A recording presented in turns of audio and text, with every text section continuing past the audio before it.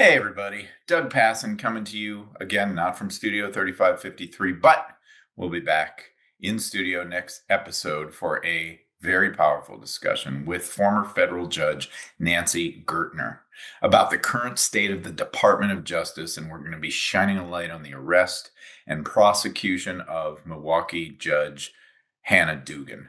Judge Gertner is a leading voice protesting this unprecedented attack on the American judiciary.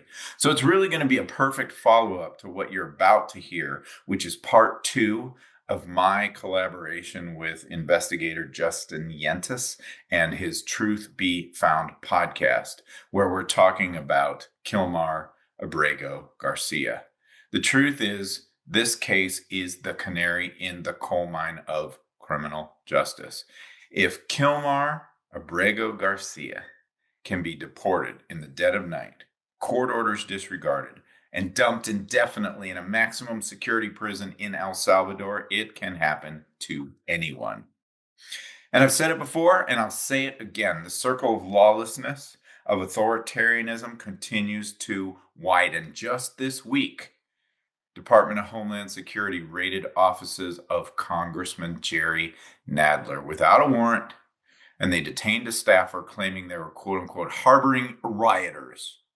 Nadler was quoted as saying, "If this can happen in a member of Congress's office, it can happen to anyone, and it is happening." So here's part 2 of my appearance on the Truth Be Found podcast, where we talk about all of this and more. Please share this with anyone you think needs to hear it, and know your rights, and keep speaking truth to power. Here's part 2. See you soon. Over 1 million Americans face sentencing every year, and it will be the most important day of their lives. But we don't fully understand the system, how broken it is, and what we can do to make it better. I'm Doug Passon. I'm a 25-year criminal defense lawyer and a sentencing expert. My goal is to bring more awareness, more fairness, and more humanity to the sentencing process. So, are you ready? Then let's get set for sentencing.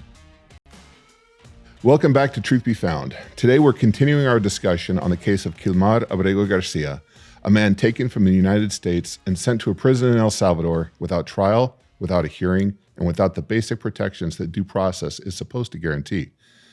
In this episode, we unpack the shocking lack of due process in Mr. Garcia's case, why it was illegal, and what it reveals about how Americans treat immigrants with or without a criminal history, and how it threatens the very foundation of our legal system. Even those not born here are protected by the Constitution, and sending someone to a foreign prison without following the process shatters those protections. This isn't just about one case, it's about whether due process can be stripped away through fear, gang labels, and political pressure. Our judicial system is meant to be a place where facts matter more than fear, and due process is the safeguard that ensures every accused person gets the chance to be heard. I'm joined once again by attorney Doug Passon and Angel Garcia, who know firsthand what it's like to be targeted by both gangs and the government. Let's get into it. I've worked with several folks that have come from Venezuela, El Salvador, even Costa Rica and whatnot, that have come here under asylum, and they go before a judge and they explain the threat. In this case, there's been an ongoing rivalry for as long as these gangs have been in existence between it's called the 18th Street, Barrio 18, and MS-13. They've had pretty much kill on sight orders for as long as Kill on sight. Yes. Since the 80s. Yeah. Yeah. Right. And Justin knows of what he speaks. He's been, how many times have you been to El Salvador? I've been there twice on MS-13 cases. And one of those times was that famous call when I was, okay, we talked about that before. We won't go into it. The point is, Justin knows he's been there. He's seen it. Mm-hmm. And he understands this is a real threat. It is. Okay. And a lot of people leave or have left El Salvador in the years between the Salvadorian Civil War and Bukele's state of exception, which started in, it was 2021, 2022, maybe. I'd have to double check that. But in that time span, there's been a rise, obviously, in gang violence. MS-13 and 18th Street have been fighting it out for on the streets, in the prisons for decades. And so people get targeted and they do have to leave. They have to flee the country because they have no other option. So there is a reason to have asylum here in the United States for that.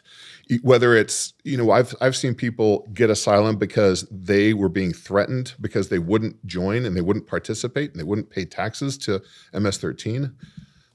And they've left the country and sought asylum in other countries. And other countries protect them. That's what happened here. I've seen people leave Venezuela, for example, and have come to the United States. Venezuela had a communist government, I would consider a socialist government, under Hugo Chavez and Nicolas Maduro.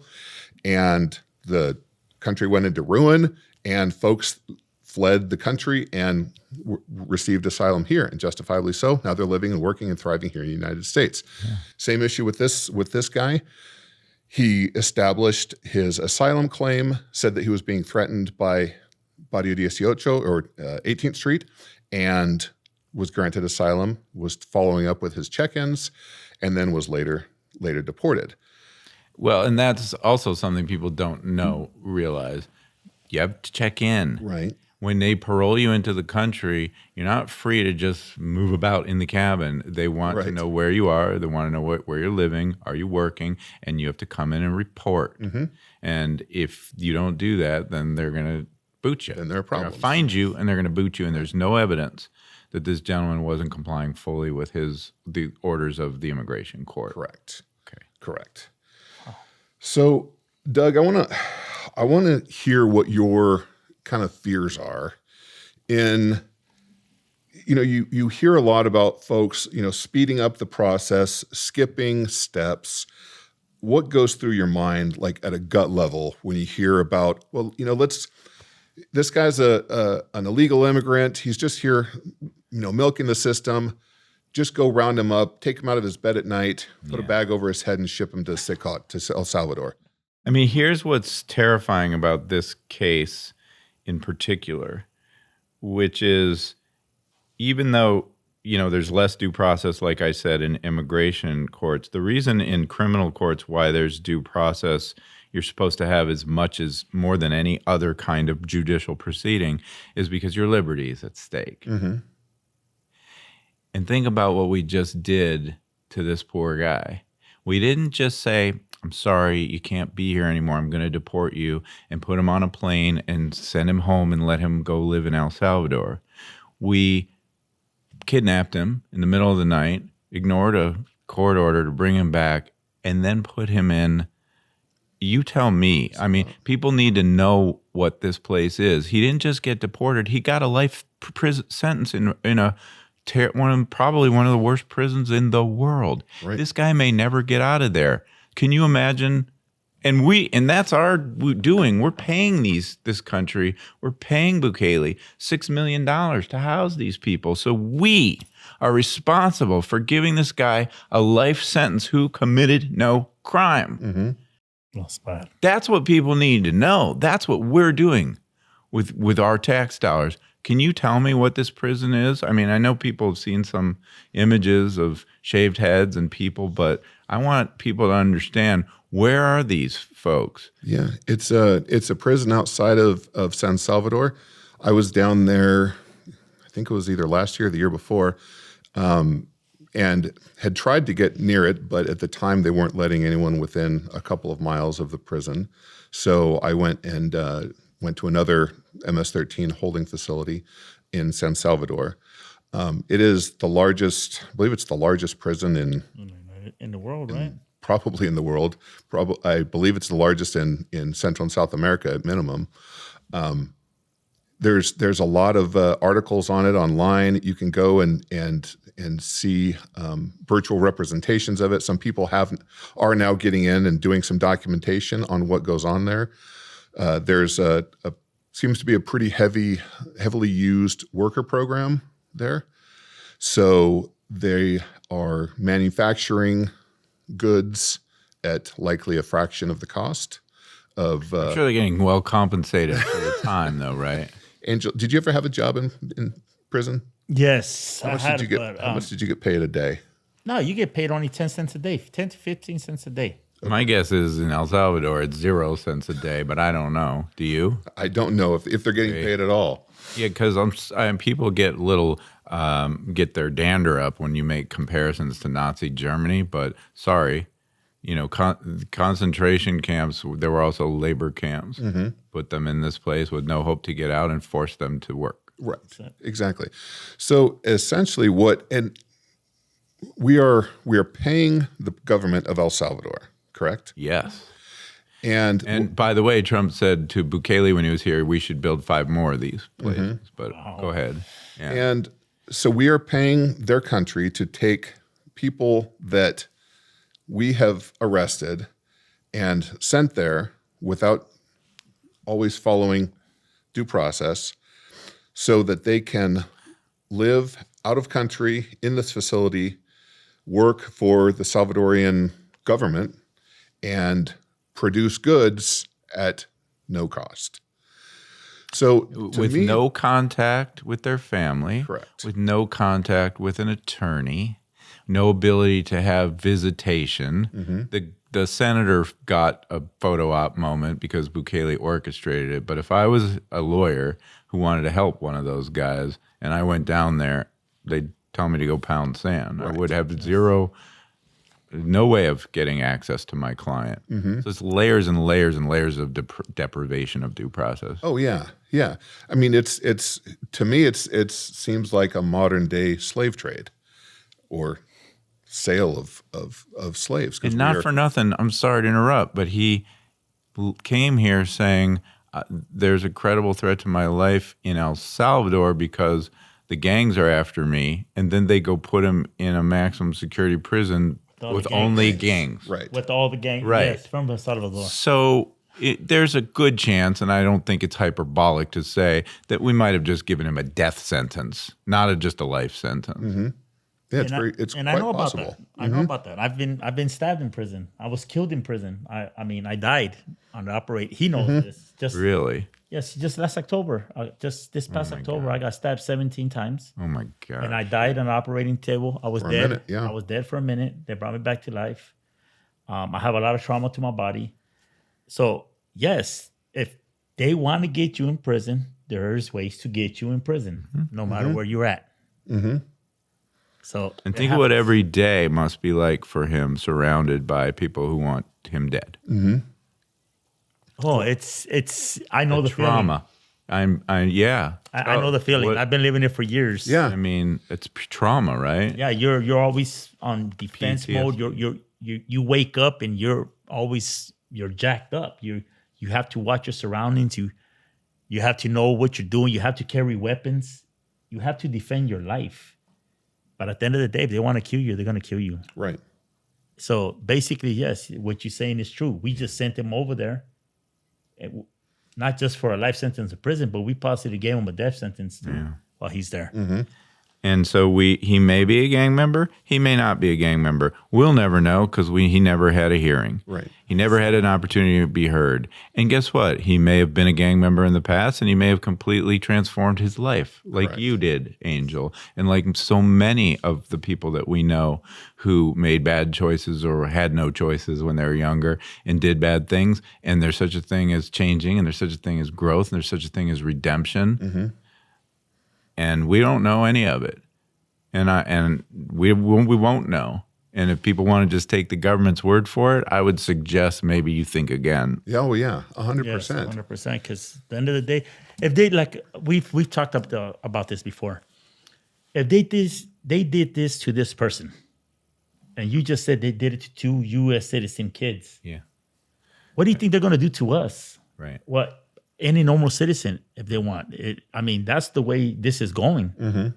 They're going to start just. I mean, he literally said he wants to. He said we're looking into it, see if it's legal. You don't give a fuck if it's legal. That's a bunch of bullshit. But they already have said that they want to.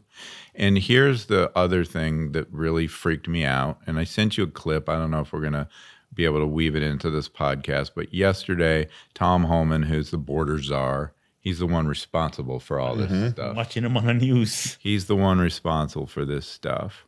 And guy can't get a sentence out. I can't understand half the shit he says because it's just mumbo jumbo. But he went on a rant yesterday that the reason why all these quote unquote illegals are here is because Biden and the Democrats have a grand scheme to flood America with illegals and then naturalize them and give them voting rights so they can take over this country and change the fabric of America. And this is not a new, he literally said this in his press conference. And as far as releasing so many people, you know why the Biden administration released millions of people in the United States? No one ever talks about it. I'll talk about it. Why did they release people into the interior of the United States and put them, rather than put them into an ice bed? Why not put them in an empty ice bed at $127 a night rather than in a hotel room at $500 a night? They did it on purpose, because when you put them in an ice detention bed, they get a hearing in 35 days. Court records show 9 out of 10 people claim asylum, get order removal, they're gone. But if you release them and put them in a hotel room at $500 a night, their hearings could be 5, 7, 9 years if you pull out all appeals. And what are they hoping for then? That another Democrat administration is in power. They can warrant amnesty to millions. This is about selling this country off for future political power. That's what it was. That doesn't make sense. Replacement theory. Yeah, it doesn't make sense, but it is a racist, white nationalist, debunked conspiracy theory called the Great Replacement, which is if we can replace all the wonderful white Christian people who should rightfully be in control of this country with those people, those others, then we've just lost the fabric of our nation. And you can talk all you want about that, Homan, but first of all, it's bullshit. Second of all, the guy we're talking about was released under Trump, so I don't know what you're talking about with Biden. And third of all, that's some racist shit right there. That's what I was and gonna say. you know the Tree of Life shooter, the guy that went into the synagogue in Pittsburgh and killed all those Jewish people? You know why he did that? Because he was mad at an organization called HIAS, which is a Hebrew Immigrant Aid Society. In other words, Jews know what it's like to be wandering and and need a place of refuge. And there's charitable organizations that help immigrants.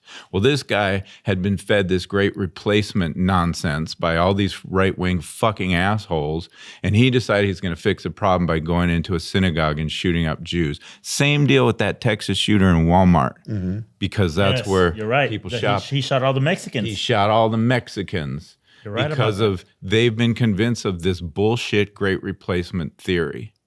And the fact that you have a high-up executive in a presidential administration boldly proclaiming this shit in a press conference from the White House is terrifying. It's absolutely terrifying. Yeah. And I wish people would pay attention to it and get angry about it and take to the streets and protest this stuff. Because the government needs to know the people are not behind this bullshit.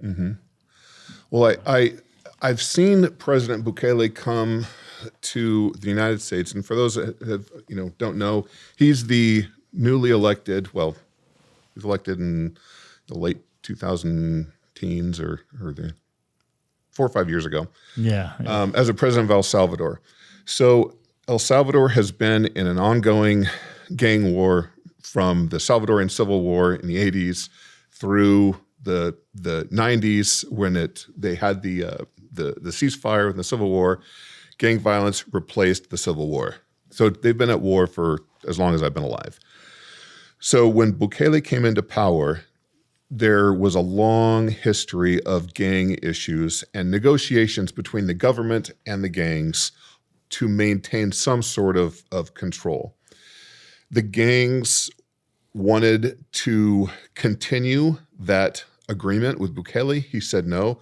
So they sent out an order to what's called abrir las llaves, which means open the faucets of violence, and went out and killed dozens, and I believe it was 60 or 70 people in one day. Innocent people. Right. To send a message to Bukele. And Bukele responded, which was obviously a horrible thing. A lot of the innocent people were hurt and killed. Bukele, to respond, entered what he called the state of exception, what is basically a suspension of the Constitution of El Salvador. They refer to it as la mano dura, the heavy hand. And that emergency suspension has now stretched on for several years. And people have been rounded up without trials, or they've been given group trials, which I don't even know. I would like to see how one of these works, where hundreds of people are tried at the same time. Hundreds? Yes. When you say group trial, I imagine like 6, 10, a dozen. No. Hundreds? Yes. Being tried at the same time. Did they all have attorneys? Without, surely you jest. Yeah, that was 100 attorneys in there. Right. So this is a real world example of what happens when the government overrides due process, concentrates power into one vertical, and tyranny can ensue. Now, I will say Bukele was up against a very violent gang. And I've spoken to MS-13 members who have said, hey man, I'm a member of the Maras. I'm supposed to be against Bukele, but honestly, how's he gonna fight us? We're just gonna fight back. So there is an argument for what he did, or at least an understanding of, hey, desperate times, desperate measures. But to do that, he suspended all rights to his citizens. And that leaves the citizens with just the hope that he gives it back. At what point is Nayib Bukele going to reinstate due process, reinstate the Constitution, and provide his citizens with protections that will protect them from a tyrannical ruler? And this is, I will say that President Bukele and President Trump have now been meeting regularly and talking regularly. He came up here to DC, last week or 2 weeks ago? Mm-hmm. And they seem to be very kindred spirits. Mm-hmm. So what I don't want to see here is a duplication of what has happened in El Salvador. We don't have the rampant violence that El Salvador was experiencing. We don't have the social problems. We don't have all of these issues that Bukele used to justify his heavy hand and his suspension of rights. So in my opinion, and I think in all of our opinion, there is no justification whatsoever to skip due process, to skip the legal rights of our citizens, to circumvent the courts or any of the branches of government, because the system is all that we have. Well, it is what keeps us together. That's what the Constitution's for. Then the president, it doesn't matter. President Trump cannot suspend the Constitution, which he's running over it. Someone tells him that, because I think he's thinking about how to do it already. And there's talk about martial law. That's basically the same deal. Suspending the Constitution. And there was talk that he was going to do that already by April 20th. And then today or yesterday, there was an executive order that came down. It wasn't that, but it had echoes of that in terms of mobilizing police and federal resources. I wish we had it up, but it didn't. It wasn't all the way there, but it was a step. Another one. That's how they're going to do this, baby steps. And testing the water. To see what the people do. Right, to see what the people do. And this, not for nothing, people might say, well, first of all, Angel, you're right. This is not just what holds our country together, but it is the fabric of our national identity. Right. Our country, America, the promise of America was built on a place where we had freedom and we had rights. Right. And we had the Bill of Rights and we had protections from a tyrannical government. That's the whole reason the nation is our nation. The voice of the people. That's it. It's why we bled and died during the Revolutionary War, to get rid of a fucking king. So, but some people might think, well, good for Bukele. I mean, there was a terrible problem and he fixed it. And sometimes you got to crack a few eggs to make an omelet. But you told me when you were there as an American citizen doing the work that you needed to do, you were in fear that if you did something that was prohibited on this long list of things, you were going to end up in a prison. Yeah, I was sitting doing an interview with someone, and I had jotted, I take notes on my legal pad as I talk to folks, and I'd written down 18 and 13 because I was trying to, organize some notes as to who was associated with who. And the guy I was talking to, I grabbed my pencil and he started scratching it out. I said, "What are you doing, dude?" And he said, "Well, yeah, you can't write that." "What do you mean you can't write that?" She's like, "No, you can't write 18 and 13. If they catch you, you could be designated as a gang member." And so, were you wearing your Carhartt? I probably was. And so, Doug, I want to ask you, like, what do you see as the long-term risks when a government suspends, like El Salvador has done, suspends constitutional rights? Let's put that into the context of the United States. Yeah. How would, or what problems would you see with the government suspending some rights? Well, I think it just boils back down to due process. What that looks like is Angel gets swept up and put in jail because once a gang member, always a gang member. And, you could say you're not in a gang anymore, but, A, prove it, and B, we're not even going to give you a chance to prove it. Mm-hmm. That looks like Justin, who's doing, the work of investigating and defending whatever, writes something on a piece of paper that he shouldn't have, and you're in jail. It means I'm in jail just for speaking the words that I've spoken today, because we still have some freedom of speech left now today. Tomorrow, I'm in jail for this podcast. It's not like everything was hunky-dory, peaches and cream, gumdrop house on Lollipop Lane before Trump. We've always had these problems to some degree. Yes. Especially with law enforcement. Mm-hmm. They don't play by the rules. They make shit up. Stuff goes in police reports. It's absolute BS. They get on the stand. They lie. We literally have a word for it. You know what it is. Testifying, right? And I'm not saying all cops do this and all cops are bad, but a lot of them are.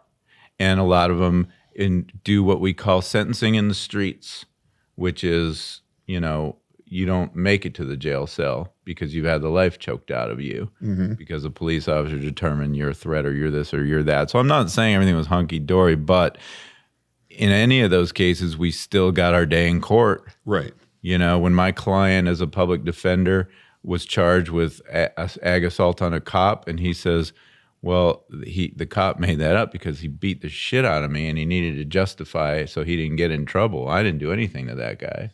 And guess what? He got his day in court, and we can go to trial, and we can get a jury of our peers, and we can make our case. So we always had due process. Right. So what it looks like without that is we're the government. We say so, you're done. No lawyer, no hearing, no contact with your family. You're done. And that's what any authoritarian regime, not just the Nazis, but that's what they do. They round you up. They put you on a train, they take you to a camp, and you're done. And people want to say that's, extreme, hyperbolic. You're Chicken Little. The sky is falling. Nope, it's not going to happen overnight like that. But it's going to happen one step at a time, and we've already talked about the steps, the demonstrable steps that are happening right now. So it's not good, man. So, Doug, I want to ask you, because you've worked cases all over the country as well, why is it so dangerous to let fear drive our legal decisions instead of upholding the rule of law? Well, that's a good question, because we react badly from a place of fear. We don't use reason, reason and judgment. We don't give people the benefit of the doubt. We don't see ourselves in the other. We don't look at other people as even human beings. We otherize them. We objectify them. We slap labels on them like terrorist, like gang member, like illegal. And once we dehumanize something like that out of fear, I mean, that's the great replacement theory. There are people that believe that bullshit, and they're genuinely afraid that they're losing their country, and they think this is what has to happen to prevent that. That's all fear-based responses. and people don't do. It never works. People don't. They're not their best selves when they're in fear, right? Mm-hmm. So, and again, that's what the courts are for. The court's supposed to be a place of calm. It's neutral. Let's talk about this. Let's go by the book. There's still a lot of fear in courts, but that's supposed to be like, they call the Senate the cooling saucer. Right. Like the House is supposed to be the really rash ones that passes legislation that goes sits in the Senate and cools it. Let's think about what we're doing. You don't do that when you're in fear. No, you don't. Can I hijack the conversation, though, for a second? Because to talk about tequila? Yeah. Can we? Justin just reached down for something, and I thought he was going to pull out a bottle of tequila for me. Let the record reflect. I was going to bring tequila because I knew it's 6:10 already, so we would be fully within our rights to be drinking tequila. Well, I gave it up, so you can have mine. I want to talk about. So there's this idea of gang label and how it impacts a client who's being sentenced, and then when they are sentenced to prison. I think we talked about what a lawyer can do about it, and that is we got to call Justin. We got to research this. We got to make our case that he's not. Now, I think it's pretty obvious to a lawyer listening to this why we'd want to make sure a judge who's imposing sentence on a client knows that they're not affiliated with a gang, because that's not a good thing, right? But Angel, if you could just speak to, because we don't always pay attention to what happens the day after sentencing, which is to say, especially in the federal system, they do this pre-sentence report. That is, we call it the Bible. It goes to the Bureau of Prisons, and the Bureau of Prisons uses that report to determine the conditions of confinement that our clients will face after they leave us, after the day in court. So talk about what a gang... you've been in federal. Yes, I've been in the federal system. So you talked about the state. They use that to slam you down and things like that. But just how does it work in the Federal Bureau of Prisons? In the Federal Bureau of Prisons, and I've had a talk with it, it doesn't work like that. There is no point system. There is nothing like the state. They go off your pre-sentence report. Bingo. So if your pre-sentence report says, hey, this guy is a member due to the FBI investigation or what the police said, what the Federal Bureau of Prisons, FBI, the Federal Bureau of Investigation said. So that goes to the police report, which was mine. Angel Garcia is a member of the Mexican Mafia, Arizona Mexican Mafia. So with that pre-sentence report goes with me. As soon as I land there, they have it in their hands. Yep. And as soon as they have it in their hands, what they tell me, look, you're designated a gang member. We're sending you to a USP, which is the United States Penitentiary, which is a high max yards. Yeah. I've been in the worst prisons in the United States. I've been in Leavenworth. I've been in Atwater. I've been in the United States in Florence, Colorado. I've been slammed down. I've been in Big Sandy. I've been in Atlanta. So I've been in the worst prisons across the country. And the reason I was in these prisons was because of my pre-sentence report. That's it. Due to what the pre-sentence report said, I could never go any lower than the USP. I always had to stay in high max. Wow. Because most people get a chance to work their way down if they have good conduct, if they're programming and things like that. Even if you get first of all, it's very rare to get a high max, a USP designation, in my experience, to begin with. But you're saying if you have that gang label in your PSR, it's a done deal. You're going to a USP. I mean, you're going to a USP. People need to know that, because I did not know that. I was sentenced the first time, but it was 3 years, 36 months, right? 36 months for a gun possession. Yeah. Not no crime, a gun possession. And I was sent to a USP. Wow. And that's where I did all my time. And all USPs. I never, ever went down because of that designation, because of what the pre-sentence report said. What the court said, that's what they went off. There was no way to argue it. There was no way. I couldn't go into BOP and file an appeal, say, hey, I'm not a gang member. Why are you designating me? There is no such thing as that. And give me a day in the life at a USP. What does that look like? You're around every gang in the United States, whether there's the Texas MA, California MA, Gangster Disciples, Vice Lords, Russian Mafia, Italian Mafia, the cartels, you are around gang members. When you're in the USP, you walk around with a knife. Everybody walks around with a knife. When the door opens, you better walk out your house. You're always just on high. Guard, yeah. You're always on guard because you never know. In 1 second, things can turn real ugly. It takes 1 second, one move, and everybody's going. Yeah. So you're there with the highest profile gangs there are in the United States. And some of these gangs are from around the world. They're there. You're walking around these, and that's where your life's at every day. So it's not a life that you can, hey, I'm gonna go program, I'm gonna go do this. No, you're always watching your back. You always have to know what's around you, who's around you, what's going on around you. And you're active. You have to be active.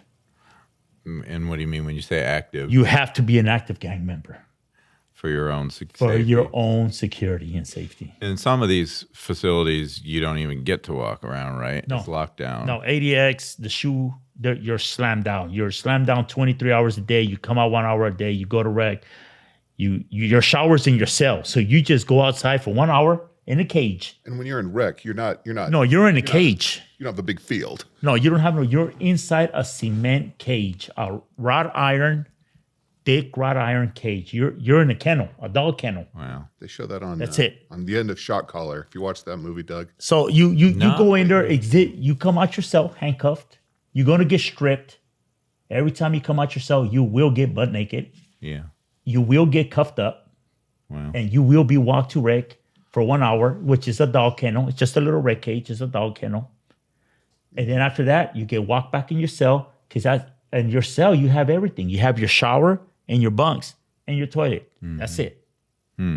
What about visitation? Can you get friends and family? Visitation is once a month. Once a month? And it's a 2-hour visit. Wow. And it's not contact? No, non-contact. Not in the shoe. Not in ADX. What about phone calls? Phone calls you get once a week. For how long? And you only get 15 minutes. You get 15 minutes a week? That's it.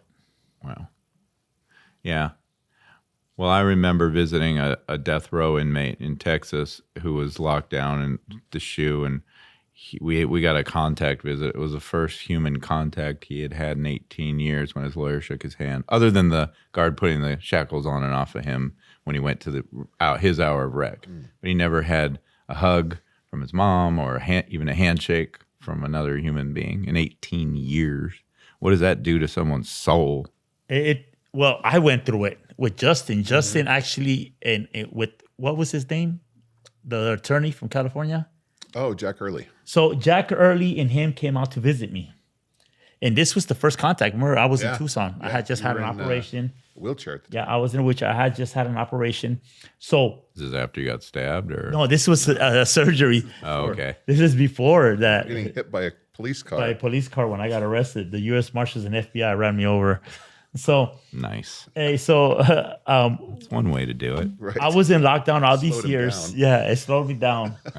Hey, so all these years I was in lockdown for about it was 15 years by the time you came, and just by mere miracle that I landed in Tucson medical facility and they allowed a legal contact visit.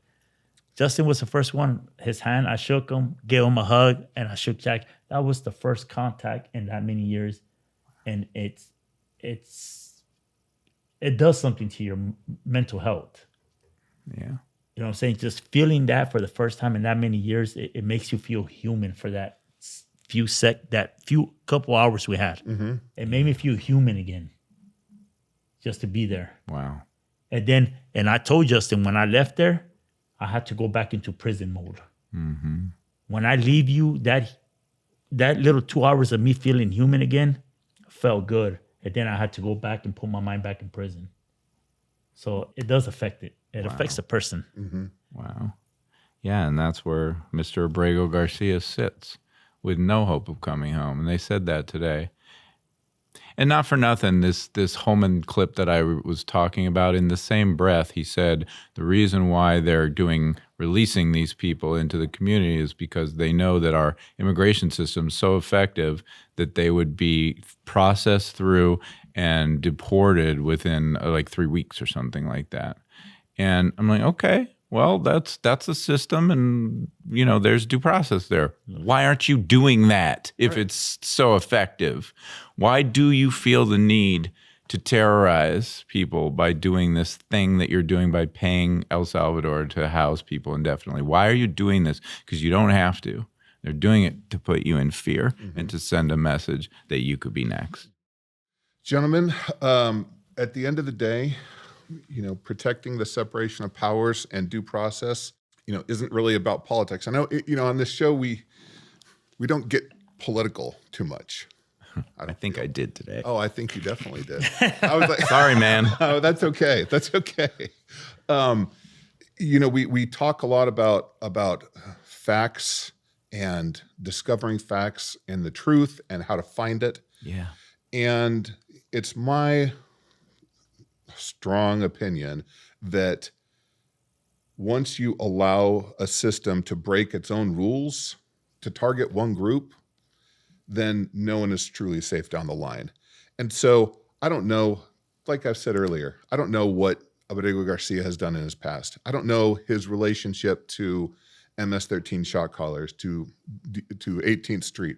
I don't know what crimes he is alleged to have committed or may have committed.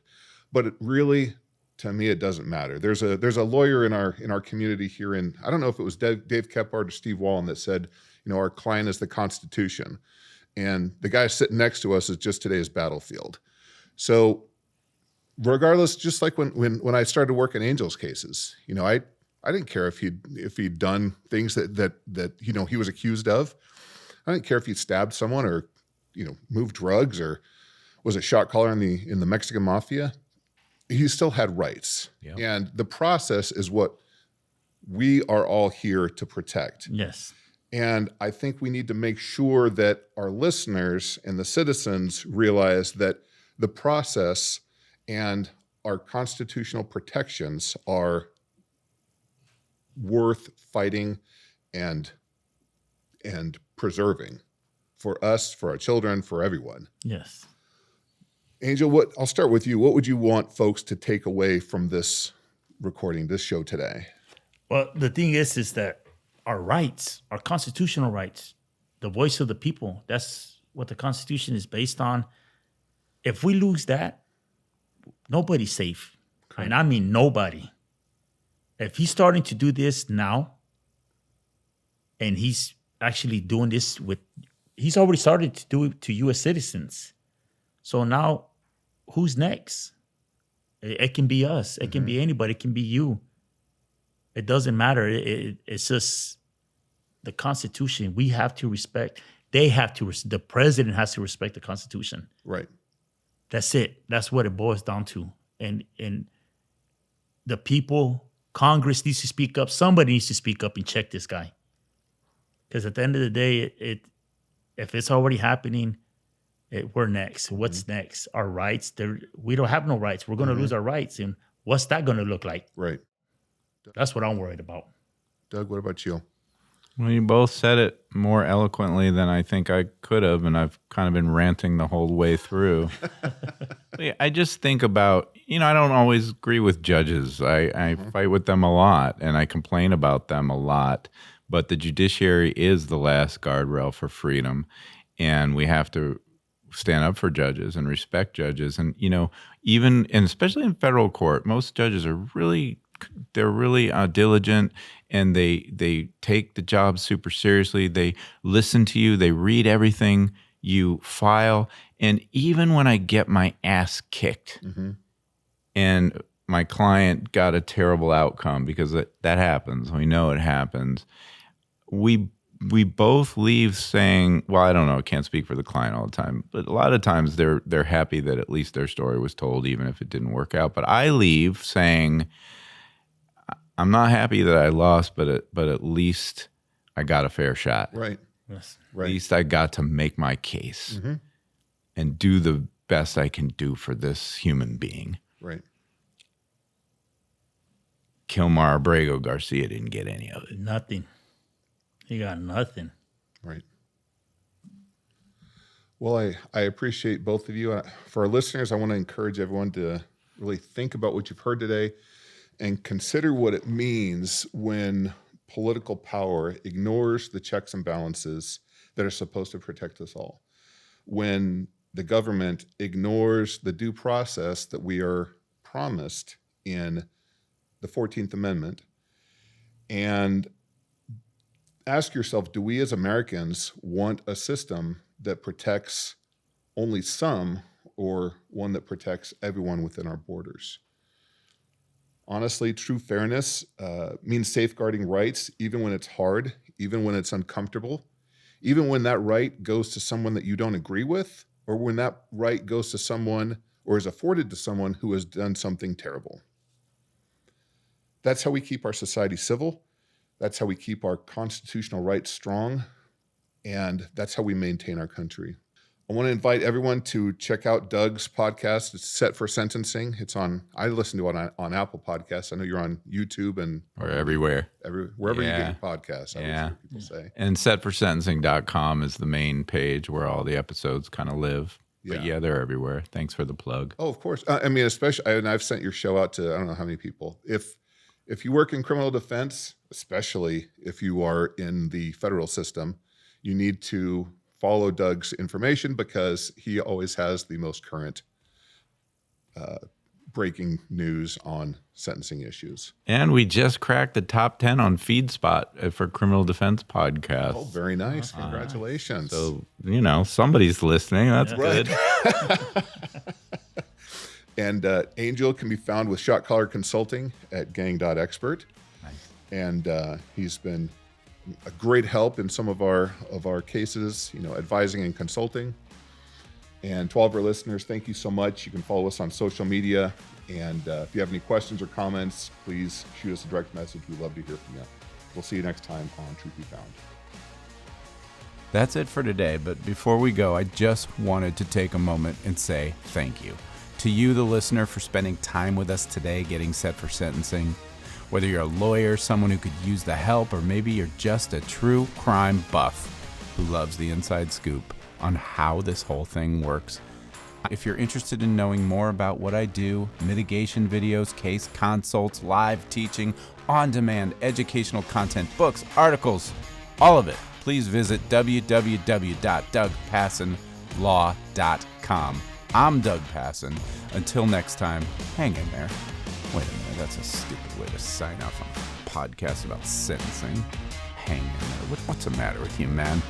I guess they call that gallows humor. Sorry. All right. Well, I will see you next time on Set for Sentencing. Bye-bye.